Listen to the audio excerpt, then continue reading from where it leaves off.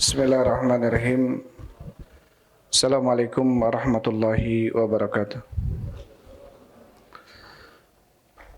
Alhamdulillahilladzi arsala rasulahu bil huda wa dinil haq liyudhhirahu 'alad dini kullihi wa kafa billahi syahida wa asyhadu an la ilaha illallah wahdahu la syarikalah iqraran bihi wa tauhida wa asyhadu anna Muhammadan abduhu wa rasuluh. Allahumma shalli wa sallim ala nabiyyina Muhammadin wa ala alihi wa ashabihi ajmain, amma ba'd. Ikhwan wa akhwati fillah, habibakumullah, hadirin wal hadirat, jamaah salat maghrib yang sama-sama mengharapkan ridha Allah subhanahu wa ta'ala. Alhamdulillah, segala puji bagi Allah subhanahu wa ta'ala yang telah memberikan kepada kita kemudahan di dalam melaksanakan sebagian kewajiban kita, yaitu salat maghrib berjamaah dilanjut dengan talabul ilm. Mudah-mudahan kedatangan kita ke majelis ilmu ini menjadi penyebab dimudahkannya langkah kita menuju surga Allah subhanahu wa ta'ala. Karena Rasul sallallahu alaihi wasallam beliau bersabda, "Man salaka tariqan yaltamisu fihi ilman, sahhalallahu lahu bihi tariqan ilal jannah." Barang siapa yang melangkahkan kakinya untuk mencari ilmu agama, maka Allah akan mudahkan baginya langkah menuju surga. Ikhwan wa akhwati fillah, hafizakumullah. Insyaallah kita lanjutkan pembahasan kita dalam kitab Riyadhus Shalihin karya Imam Nawawi rahimahullahu taala.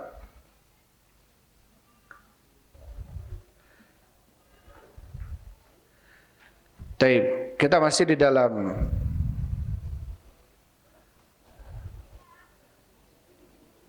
bab atau kitab Iyadatil Marid, bab Iyadatil Marid, ya, tentang menjenguk orang yang sakit. Terakhir kita sampai ke hadis yang ketujuh, ya, atau yang ke-8. Sekarang kita masuk ke hadis yang terakhir dari bab ini, hadis yang ke-9. Bismillahirrahmanirrahim. Qala al-Imam Nawawi rahimahullahu taala, al-haditsut tasi', hadis yang ke-9. Ada kitabnya? Bisa dilihat tuh kitabnya. Bisa dilihat hadisnya yang ke-9, ya. Wa Abi Sa'id Al-Khudri wa Abi Hurairah radhiyallahu anhuma. Hadisnya dari sahabat Abu Sa'id Al-Khudri dan Abi Hurairah, semoga Allah subhanahu wa ta'ala meridai keduanya, annahuma syahida ala Rasulillah sallallahu alaihi wasallam annahu qala, bahwasanya dua sahabat ini keduanya bersaksi, ya, terhadap Rasul sallallahu alaihi wasallam, bahwasanya Rasul sallallahu alaihi wasallam beliau bersabda, man qala la ilaha illallah, barang siapa yang mengucapkan la ilaha illallah wallahu akbar, saddaqahu rabbuhu faqala, ucapan tersebut dibenarkan oleh Rabbnya, oleh Allah subhanahu wa ta'ala. Faqala, maka Allah berfirman, la ilaha illa ana, tidak ada sesembahan yang berhak disembah kecuali saya, kata Allah. Wa ana akbaru, dan saya adalah zat yang paling besar. Wa idza qala la ilaha illallah wahdahu la syarikalah, dan apabila orang yang sakit itu mengucapkan la ilaha illallah wahdahu la syarikalah, tidak ada sesembahan yang berhak disembah kecuali Allah saja dan tidak ada sekutu baginya. Qala yaqulu, maka Allah berfirman, la ilaha illa ana wahdi, tidak ada sesembahan kecuali hanya saya saja, kata Allah. La syarikali, yang tidak ada sekutu bagi saya. Wa idza qala la ilaha illallah lahul mulku wa lahul hamdu, Dan apabila orang yang sakit mengucapkan la ilaha illallah, tidak ada sesembahan yang berhak disembah kecuali Allah, lahul mulku wa lahul hamdu, baginya kerajaan dan baginya segala puji, segala pujian. Qala, Allah berfirman, la ilaha illa ana, tidak ada sesembahan yang berhak disembah kecuali saya. Liyal milku wa liyal hamdu, milikku kerajaan dan milikku segala pujian. Wa idza qala la ilaha illallah wala haula wala quwata illa billah, dan apabila orang yang sedang sakit mengucapkan la ilaha illallah wala haula wala quwata illa billah, qala, maka Allah berfirman, la ilaha illa ana, tidak ada sesembahan yang berhak disembah kecuali saya. Wala haula wala quwata illa bi, dan tidak ada upaya dan kekuatan kecuali kekuatanku. Wa kana yaqul, maka Rasul bersabda, man qalaha, barang siapa yang mengucapkan fi maradihi, ketika dia sakit, thumma mata, kemudian dia meninggal, lam tat'amhun naru, maka tidak akan disentuh oleh api neraka. Rawahu Tirmidzi wa qala haditsun hasanun sahih. Hadis ini diriwayatkan oleh Imam Tirmidzi, dan Imam Tirmidzi mengatakan hadis ini hadis yang hasan yang sahih. Taib. Hadis ini hadis yang hasan dan sahih. Disebutkan oleh Imam Tirmidzi dalam Kitabud Da'awat, babu ma yaqulul abdu idza marida. Imam Tirmidzi menyebutkan dalam Sunan Tirmidzi di dalam Kitabud Da'awat, disebutkan di dalamnya babu ma yaqulu al abdu idza marida, bab apa yang diucapkan oleh seorang hamba ketika dia sakit. Ini termasuk bab terakhir yang disebutkan oleh Imam Nawawi rahimahullahu taala dalam kitabnya babu mayud abihilil marid, bab apa yang diucapkan oleh orang yang sakit.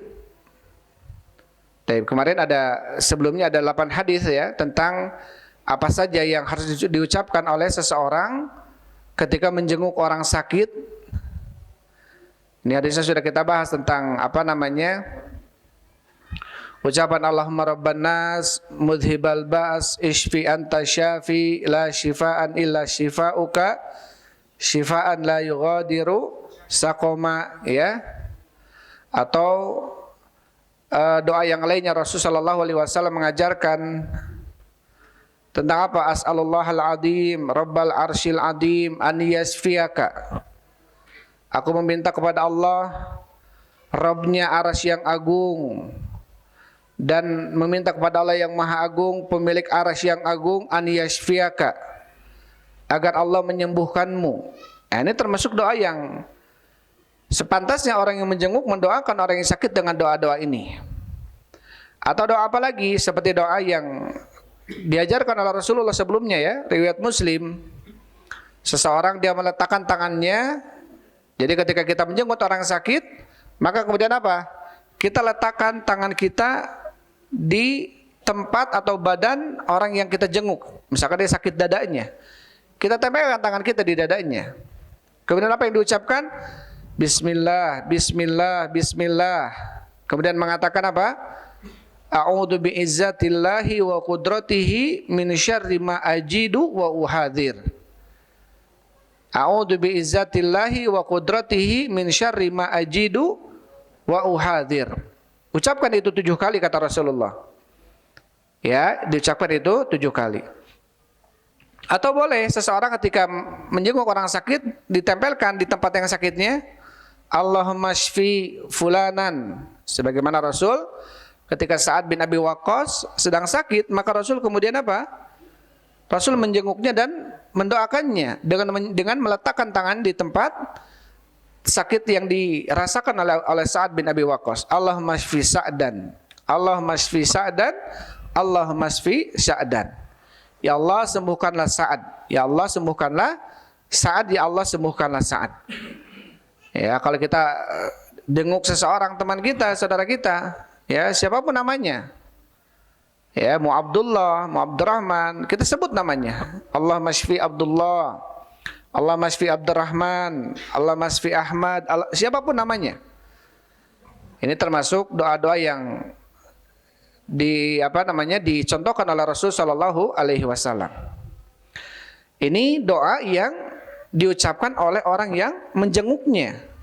Tapi bagi orang yang dijenguk, artinya orang yang sedang sakit, maka ini hadis yang terakhir ya, hadis yang ke-9 dalam bab ini, bab doa apa saja yang diucapkan oleh orang yang menjenguk dan yang dijenguk.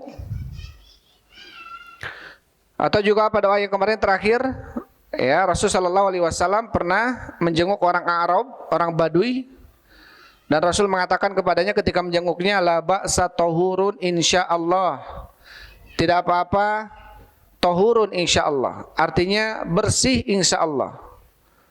Ini menunjukkan apa? Menunjukkan ini pun termasuk doa ya. Ketika seseorang dia mendapatkan orang temannya sedang sakit, maka ucapkan kepadanya, la ba'sa tahur insyaallah, nggak apa-apa, bersih, suci insyaallah. Karena musibah yang dirasakan ini adalah merupakan bentuk apa? Takfirudz dzunub. Ya, bentuk apa? Bentuk daripada penghapusan dosa. Ya, mungkin dengan cara diberikan rasa sakit oleh Allah Subhanahu wa taala, dengan cara itulah Allah apa? Menghapuskan dosa-dosa kita. Wala yazalul abdu yubtala, dan senantiasa seorang hamba itu diuji oleh Allah Subhanahu wa taala, hatta yalqiyallaha wa laysa alaihi khati'ah, sehingga tatkala dia bertemu dengan Allah, dia tidak ada lagi kesalahan, tidak ada lagi dosa. Jadi orang beriman itu ya senantiasa diuji oleh Allah Subhanahu wa taala. Karena bentuk ujian adalah salah satu apa? Penghapusan dosa. Ya, jadi tentunya kalau kita kemudian melihat ada orang yang beriman, masya Allah, dia kelihatan takwa orangnya, rajin sholatnya, ibadahnya rajin, tapi Allah berikan ujian bertubi-tubi. Sudah mah kemarin hilang motornya, sudah mah dia anaknya sakit, sudah mah dia mungkin kurang berasnya dan lain sebagainya, Allah uji terus. Ya, ini salah satu bentuk apa? Bentuk, bisa jadi bentuk pengangkatan derajat bagi orang tersebut. Ya, yang kalau kemudian dia sabar dengan itu. Ya, yang kalau kemudian dia sabar dengan ujian yang Allah berikan. Jangan kemudian kita malah ngata-ngatain gitu ya. Naon gitunya dosana eta gitu. Ini naon teu eureun-eureun eta musibah ujian aya we. Justru itu bentuk apa? Kasih sayang Allah kepada dia. Karena ada kadang-kadang kalau kita lihat ada seseorang sudah mah kebakaran rumahnya, sudah mah ujian apa lagi menimpa dia gitu ya, bertubi-tubi ujiannya. Justru bisa jadi dengan itu Allah angkat derajatnya. Yang kadang-kadang kita melihat manusia ya dari kasat matanya mungkin bisa jadi dia sabar dengan ujian itu, padahal ya itu adalah bentuk kebaikan. Karena Rasulullah SAW beliau mengatakan, ya innallaha idza ahabba qauman ibtalahum. Sesungguhnya Allah Subhanahu wa taala apabila mencintai suatu kaum, Allah akan uji mereka. Jadi ketika Allah mencintai suatu kaum, justru Allah akan uji. Ya, bentuk cinta Allah Subhanahu wa taala ada dengan cara apa? Dengan cara memberikan ujian. Ya, dengan cara memberikan ujian. Faman radiya falahur ridha. Barang siapa yang dia ridho kepada ujian yang Allah berikan, maka baginya keridhaan dari Allah. Ketika seseorang dia diuji oleh Allah Subhanahu wa taala, kemudian dia ridho dengan ujian tersebut, maka dia akan mendapatkan keridhaan dari siapa? Dari Allah Subhanahu wa taala. Tentunya kalau seseorang sudah diridhoi oleh Allah Subhanahu wa taala, ya, ini tentunya adalah orang yang insyaallah akan diberikan taufik oleh Allah. Diberikan taufik dalam ucapannya, dalam tingkah lakunya, amalannya. Karena seseorang di dalam beramal pun adalah taufik. Kita dimudahkan oleh Allah mencari ilmu agama, ini taufik dari Allah. Kita beramal dengan ilmu yang kita miliki juga taufik. Banyak orang yang kemudian Allah berikan kemudahan mencari ilmu, tapi sedikit Allah berikan kemudahan dalam beramal dengan ilmu. Karena dua-duanya adalah taufik dari Allah. Ya, jangan kemudian kita semangat di dalam mencari ilmu tapi nggak semangat di dalam mengamalkannya. Itu juga jangan. Jangan kemudian kita semangat di dalam beramal tapi nggak semangat nyari ilmunya, juga jangan. Tapi kita harus apa? Dua-duanya kita meminta hidayah kepada Allah. Makanya dalam salat kita meminta kepada Allah, ihdinas siratal mustaqim siratal ladzina an'amta alaihim ghairil maghdubi alaihim waladdallin. Tunjukkan kepada kami jalan yang lurus, jalan orang-orang yang telah kau berikan nikmat kepada mereka. Ya, dari kalangan minan nabiyyin, wasiddiqin, wasyuhada, wassalihin. Itu jalan orang-orang yang telah diberikan nikmat oleh Allah. Bukan jalan orang-orang yang engkau murkai. Siapa itu? Ya, yaitu orang-orang Yahudi. Mereka berilmu tapi tidak beramal. Bukan pula jalan orang-orang yang sesat. Siapa mereka yang sesat? Orang-orang Nasara. Kenapa mereka sesat? Karena mereka beramal tapi tidak didasari dengan ilmu. Maka kita selaku umat Nabi Muhammad SAW tidak boleh sama dengan Yahudi, tidak boleh sama dengan Nasara. Orang Yahudi mereka berilmu tanpa amal, orang Nasara mereka beramal tanpa ilmu. Maka kita adalah wa kadzalika ja'alnakum ummatan wasata. Allah Subhanahu wa taala berfirman kepada nabinya, wa kadzalika, dan begitulah kami jadikan kalian ya sebagai apa? Ummatan wasata, umat yang pertengahan antara Yahudi dan antara Nasrani. Artinya kita dianjurkan berilmu, juga dianjurkan beramal dengan ilmu. Maka tentunya apa? Tentunya salah satu bentuk kecintaan Allah kepada hambanya adalah apa? Tatkala Allah jadikan hamba tersebut faqih dalam agama, atau yang kedua tatkala Allah jadikan hamba tersebut apa? Ditimpa musibah, ujian oleh Allah Subhanahu wa taala. Dengan dua perkara ini Allah menginginkan kebaikan bagi hamba. Yang pertama apa? Orang itu dijadikan faqih, faham dalam ilmu agama. Yang kedua, orang tersebut diberikan musibah. Karena Rasulullah SAW mengatakan, man yuridillahu bihi khairan yufaqihu fiddin. Barang siapa yang Allah inginkan baginya kebaikan, Allah akan faqihkan dia dalam ilmu agamanya. Artinya Allah akan jadikan dia berilmu. Jadi ketika ada seseorang Allah inginkan baik dia, berarti Allah jadikan dia apa? Orang yang faham dalam ilmunya. Yang kedua, man yuridillahu bihi khairan yusib minhu. Barang siapa yang Allah inginkan baginya kebaikan, Allah akan berikan musibah darinya. Allah akan berikan ujian darinya. Jadi ada dua tanda ketika Allah inginkan hamba itu baik. Yang pertama apa? Allah jadikan dia faqih. Yang kedua, Allah jadikan dia musibah. Allah berikan kepada dia musibah. Jangan kemudian kita berpikir orang-orang yang Allah berikan kebaikan itu adalah orang-orang yang Allah berikan dia harta, Allah berikan dia kedudukan di dunia, Allah jadikan dia pangkatnya besar di dunianya misalkan. Allah lalukan dia di hadapan manusia yang lainnya. Enggak, itu justru adalah musibah sebetulnya. Itu adalah musibah. Tapi ketika Allah inginkan orang itu baik, yang pertama Allah akan berikan dia pemahaman dalam ilmu, yang kedua Allah jadikan dia orang yang diberikan musibah. Dan tentunya ini harus kita imani dan harus kita yakini ujian tersebut adalah bentuk kasih sayang. Makanya di sini Rasulullah mengajarkan, ya, apa yang diajarkan oleh Rasulullah ini bagi orang yang sedang ditimpa musibah. Kalau tadi kan hadis-hadis tentang apa? Tentang doa ketika seseorang menjenguk orang yang sedang tertimpa musibah. Kalau hadis terakhir ini adalah doa yang diucapkan oleh orang yang sedang ditimpa musibah oleh Allah Subhanahu wa taala. Walaupun tentunya antara kenikmatan dan kesengsaraan dua-duanya musibah ya. Antara kebahagiaan, kesedihan dua-duanya juga musibah. Antara kekayaan, kemiskinan dua-duanya juga musibah. Wa nabluukum bisyarri wal khairi fitnah. Kami akan uji kalian, kata Allah, bisyarri dengan kejelekan, wal khairi dan juga dengan kebaikan, fitnah sebagai fitnah ujian. Jadi kekayaan ujian, kemiskinan juga ujian. Kesehatan ujian, sakit juga ujian sama gitu. Tetapi kemudian kadang-kadang kita melihat, merasakan ujian itu adalah sesuatu yang sifatnya menyakitkan. Ya, ujian itu yang sifatnya menyedihkan, kekurangan. Baru kemudian kita menyangka itu adalah sebuah ujian. Padahal kekayaan juga ujian, kesenangan juga ujian, kesehatan juga ujian, sama itu juga ujian. Ya, sama itu adalah juga ujian. Justru banyak orang yang enggak lulus ketika diuji dengan ujian-ujian nikmat. Banyak orang yang enggak lulus ketika diuji dengan ujian-ujian kesenangan. Ya, tetapi banyak orang yang lulus ketika dia diuji dengan ujian kesusahan, kesulitan. Karena merasakan kalau itu adalah merupakan ujian. Banyak orang yang kemudian diberikan kekayaan, ditinggikan jabatan, ya, dilulukan oleh manusia, nggak menganggap itu ujian. Taunya itu adalah nikmat saja.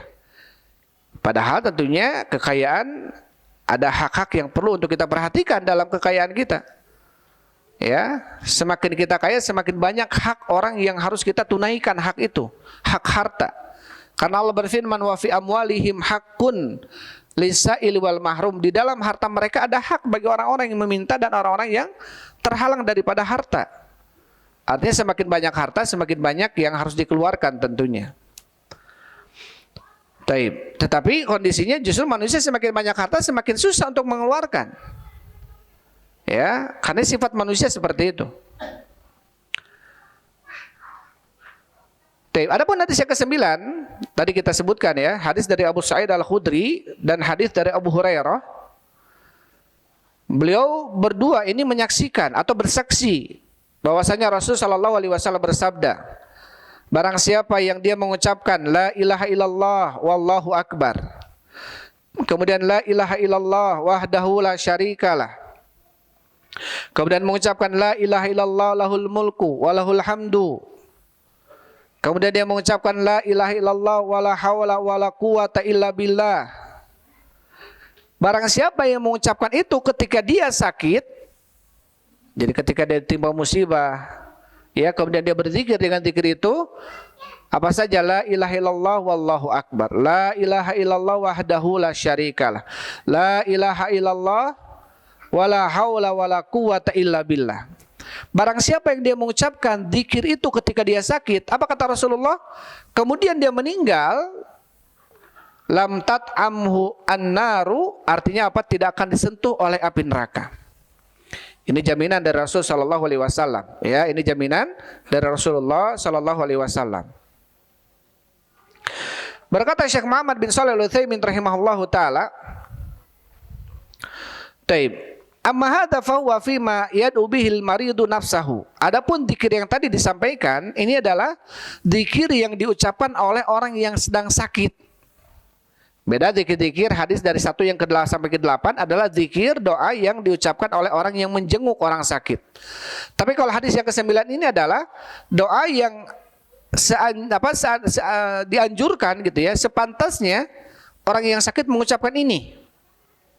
Ini perlu dihafal ya. Ini perlu dihafal. Karena tentunya apa? Kita nggak sehat terus. Ada kalanya kita sakit. Maka tatkala kita diberikan musibah oleh Allah Subhanahu wa taala, kemudian ketika kita sedang sakit berzikir dengan zikir ini, apalagi didasari dengan keyakinan la ilaha illallah wallahu akbar, la ilaha illallah wahdahu la syarikalah, lahul mulku wa lahul hamdu, la ilaha illallah wala haula wala quwata illa billah. Maka barang siapa yang mengucapkan ini ketika dia sakit kemudian meninggal, maka dia tidak akan disentuh oleh api neraka. Ini jaminan dari Rasulullah ya. Rasul berucap tidak sembarangan. Rasul ucapannya adalah wahyu dari Allah. Sebagaimana dalam surat An-Najm Allah Subhanahu wa taala berfirman apa? Wa ma yantiqu anil hawa in huwa illa wahyu yuha. Dan tidaklah Allah Subhanahu wa taala berucap dengan hawa nafsunya, melainkan ucapan tersebut adalah wahyu yang Allah wahyukan kepadanya. Jadi hadis-hadis tersebut adalah wahyu dari Allah Subhanahu wa taala. Sehingga kita harus yakini ya, kita harus yakini.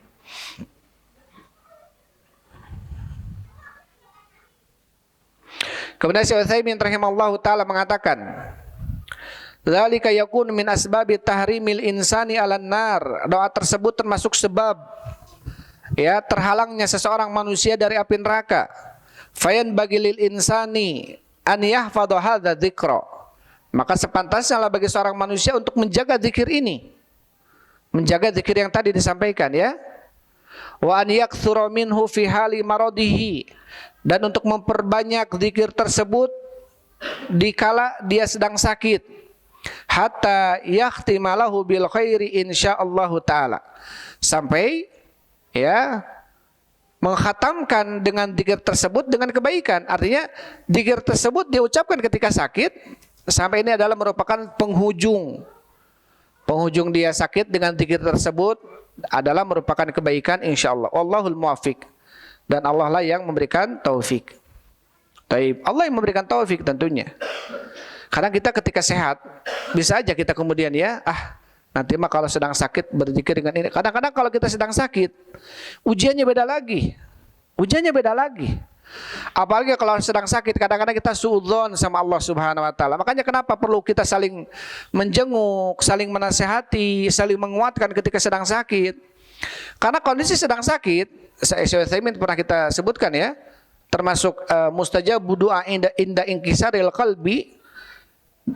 Mustajabnya doa itu ketika seseorang patah hatinya, itu ketika sedang sakit itu patah hatinya. Kenapa? Karena apa? Orang yang sedang sakit dia down. Kadang-kadang dia sensitif. Kadang-kadang dia itu tadi suudzon. Sehingga apa perlunya kemudian kita datang menjenguk, saling menguatkan, saling mengingatkan, ya. Untuk apa? Untuk supaya terus kita bersabar atas ujian yang Allah berikan. Karena kita rasakan bahwasanya kita nggak akan sehat terus. Ada kalanya kita sakit.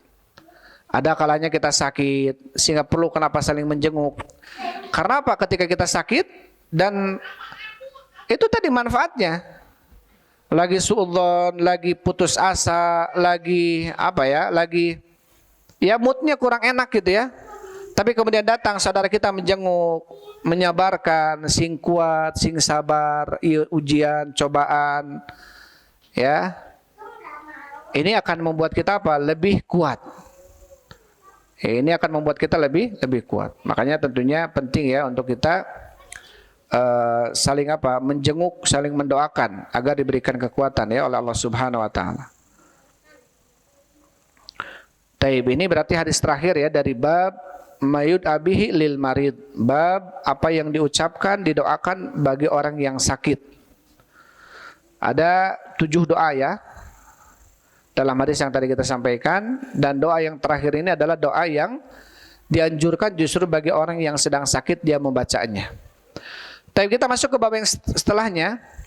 Qala Imam Nawawi rahimahullahu taala, bab istihbabi suali ahlil maridi an halihi.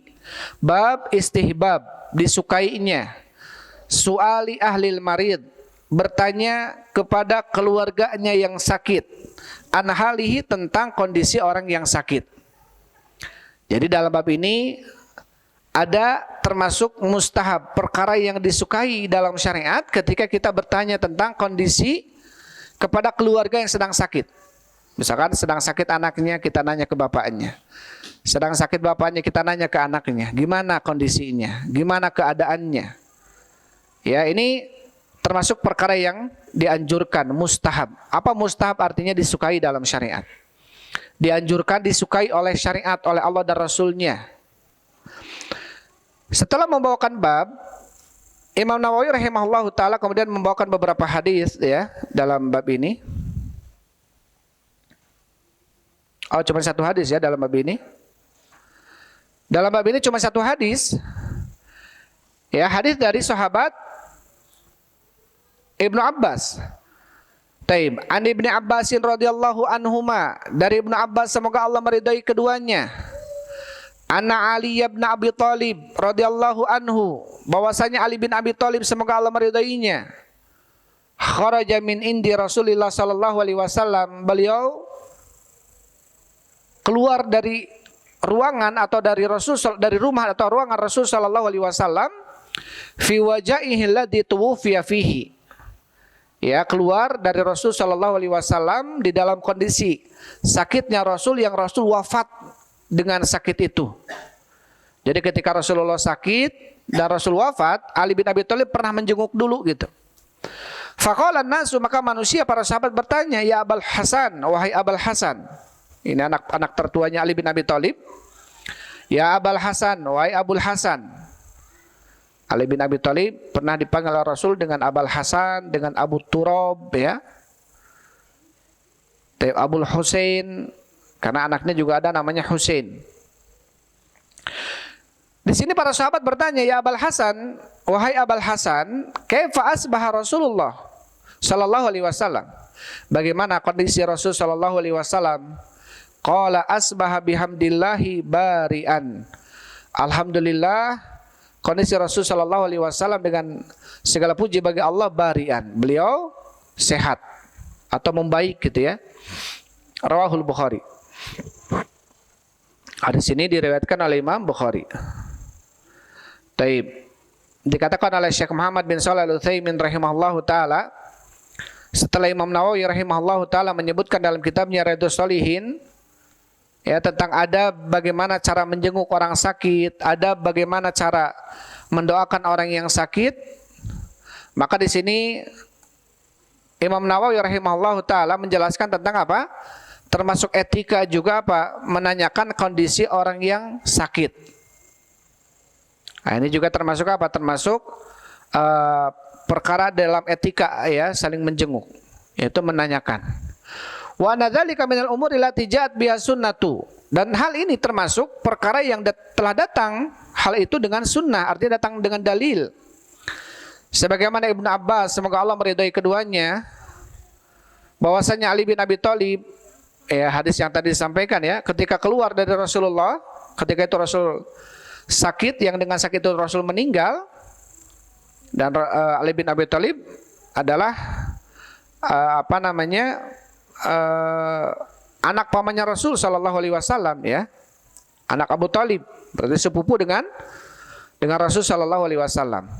Dan juga beliau ya menikahi Fatimah ya, mantunya, atau menikahi Fatimah anaknya Rasul sallallahu alaihi wasallam. Bahkan juga Ali bin Abi Thalib adalah wa kana afdalu ahlil bait. Afdalnya ahlil bait adalah Ali bin Abi Thalib. Dan beliau adalah termasuk khalifah yang keempat. Khalifah umat ini yang keempat ya. Setelah Abu Bakar, Umar, Utsman dan Ali. Dan ini keyakinan Ahlussunnah wal Jamaah. Jadi Ali bin Abi Thalib adalah khalifah yang keempat. Karena ada yang kemudian meyakini harusnya khalifah setelah Umar bin Khattab adalah Ali, bukan Utsman. Nah, ini ada yang kemudian mengunggulkan Ali dibanding Utsman. Tetapi tentunya pendapat jumhur sahabat tabi'in utama lebih afdal itu adalah Utsman dibanding Ali bin Abi Thalib. Karena perselisihan yang terjadi kemudian di antara mereka biasanya orang-orang Syiah yang lebih mengunggulkan ini, ya, mengunggulkan Ali bin Abi Thalib dibanding Utsman bin Affan. Sampai ada yang kemudian apa? Mengatakan Ali bin Abi Thalib karramallahu wajhahu, semoga Allah muliakan wajahnya. Ada yang ghulu terhadap Ali bin Abi Thalib. Tapi tentunya beliau adalah merupakan orang yang dijamin surga ya oleh Allah dan Rasul sallallahu alaihi wasallam. Bahkan Rasul sallallahu alaihi wasallam pernah mengatakan kepada Ali bin Abi Thalib, "Ama tarda an takuna minni bimanzilati Haruna min Musa?" Tidakkah engkau suka, ridho untuk menjadi posisimu seperti Harun dan Nabi Musa di hadapanku? Artinya Nabi Musa dengan Nabi Harun ya, sepertinya Rasulullah dengan Ali bin Abi Thalib. Tapi apa kata Rasul sallallahu alaihi wasallam? Ila annahu la nabiyya ba'di. Hanya saja tidak ada nabi setelahku. Jadi kalau Nabi Musa kan nabi, Nabi Harun juga sebagai nabi. Adapun Ali bin Abi Thalib enggak nabi dia. Beliau bukan nabi. Beliau adalah khalifah. Ya, dengan hadis ini ada yang kemudian orang-orang ghulu terhadap Ali bin Abi Thalib ya, menjadikan posisi Ali ini lebih mulia dibanding seluruh para sahabat. Karena harusnya setelah Rasulullah itu adalah Ali, bukan langsung Abu Bakar. Karena hadis ini, gitu ya, karena hadis ini. Taib. Ini pun salah, tetap ya. Keyakinan Ahlussunnah wal Jamaah Salafiyun bahwasanya setelah Rasul sallallahu alaihi wasallam orang yang paling mulia, paling utama adalah Abu Bakar As-Siddiq. Kemudian setelahnya siapa? Umar bin Khattab, setelahnya Utsman bin Affan, setelahnya baru Ali bin Abi Thalib. Ini urutan yang telah sepakat kepadanya jumhur ulama ya dari kalangan sahabat.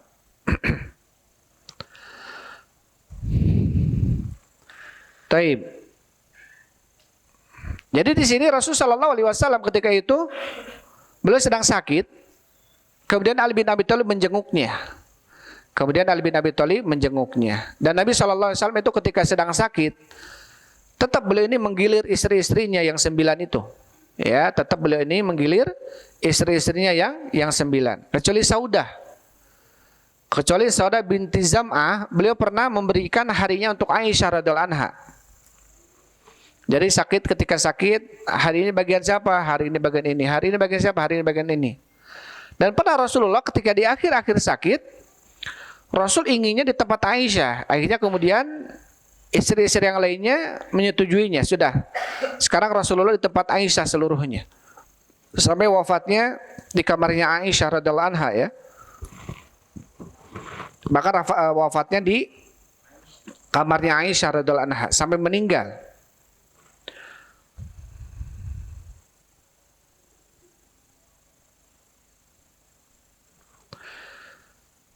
Taib, kata Syekh Muhammad bin Shalih Al-Utsaimin, fa fihi dalilun ala annahu idza lam yumkinul wusul ilal maridi fa innahu yas'alu anhu man yantabahu min aqaribihi aw ghairihim. Dalam hadis ini ada dalil, kata Syekh, ketika seseorang dia tidak memungkinkan untuk datang menjenguk orang yang sakit karena ada halangan, setidaknya dia bisa bertanya kepada orang yang pernah mengunjunginya, mendatanginya dari kerabat-kerabatnya. Bertanya tentang kondisi orang yang sakit itu. Supaya apa? Lihat ma'innal insan, agar kita merasa tenang dengan kabarnya. Wa fi waqtina hadza hasala walillahil hamd, apalagi di waktu kita sekarang ini, kata Syekh Utsaimin. Syekh Utsaimin ini wafat sekitar tahun 99 ya, atau 98, 99. Jadi sudah mulai bertebaran HP di mana-mana. Walillahil hamd, segala puji bagi Allah, di waktu kita sekarang ini ittisali bighairil ahli ya, bighairil aqarib, kita bisa menyambung kepada orang yang sakit tanpa kemudian perantara keluarganya, perantara kerabatnya, tapi langsung kepada orang yang sakit pun kita bisa. Wa huwa ittisalul hatif, yaitu dengan cara menghubungi telepon. Fanal insana idza lam yatamakana min adh-dhahab ila al-maridi bi nafsihi fa hadzal hatif walhamdulillah khairun marsulun lil insan. Apabila seseorang tidak memungkinkan datang, kondisinya jauh gitu ya, tapi tetap kita pingin tahu kabar tentang orang yang sakit itu, setidaknya kita bisa telepon dia. Segala puji bagi Allah, kebaikan ini termasuk kebaikan. Salah satu kebaikan telepon ya, dan selebihnya banyak kejelekannya ya. Ya, kebaikannya ya salah satunya adalah bisa menanyakan kabar-kabar saudara-saudara yang jauh. Bisa mengambil faidah di dalamnya. Tapi kalau kemudian penyalahgunaannya selain daripada itu, ini dikhawatirkan justru banyaknya kejelekan. Apalagi orang-orang yang belum bisa membatasi ya, maka bahaya HP itu. Taib, ini bab disebutkan oleh oleh Imam Nawawi rahimahullah. Tadi kata Syekh Utsaimin tentang apa? Tentang pentingnya seseorang dia menanyakan tentang saudara yang lainnya ketika kondisinya sedang sakit. Setidaknya setidaknya kita bisa bertanya kepada kerabatnya. Dari itu ya yang bisa disampaikan bab yang terakhir ini. Bab dianjurkannya, disunahkannya apa? Bertanya tentang kondisi orang yang sakit kepada keluarganya. Tetapi di sini bukan berarti seseorang dia karena mentang-mentang ada HP akhirnya nggak jenguk. Enggak, kalau kemudian dia memungkinkan untuk menjenguk, sebaiknya tetap menjenguk karena keutamanya besar ya. Keutamanya besar. Tapi kalau kemudian ada halangan tidak bisa menjenguk karena jaraknya jauh misalkan, ya setidaknya apa? Bisa bertanya tentang keadaan saudara kita yang sedang sakit. Taib, itu saja mungkin bisa sampaikan karena setelahnya itu hadis yang cuma satu hadis dalam bab itu. Setelahnya adalah babu mayakuluhu man aisa min hayatihi, bab apa yang diucapkan oleh orang yang merasa putus asa dari hidupnya. Karena tentunya ketika seorang sedang sakit kemudian ya terkadang menimpa kepada dia putus asa, down gitu ya. Ya perasaannya jelek dan lain sebagainya, sehingga perlu untuk dijenguk agar dia diberikan kesabaran. Tapi kadang-kadang itu tadi muncul sesuatu yang kemudian membuat kita merasa putus asa, padahal itu tidak boleh, ya, padahal itu tidak boleh. Tapi itu kita bacakan di waktu yang akan datang. Itu saja yang bisa saya sampaikan untuk malam ini. Wallahu a'lam bishawab. Alhamdulillah wassalatu wassalamu ala Rasulillah. Subhanakallahumma rabbana wa bihamdik asyhadu an la ilaha illa anta astaghfiruka wa atubu ilaik. Assalamualaikum warahmatullahi wabarakatuh.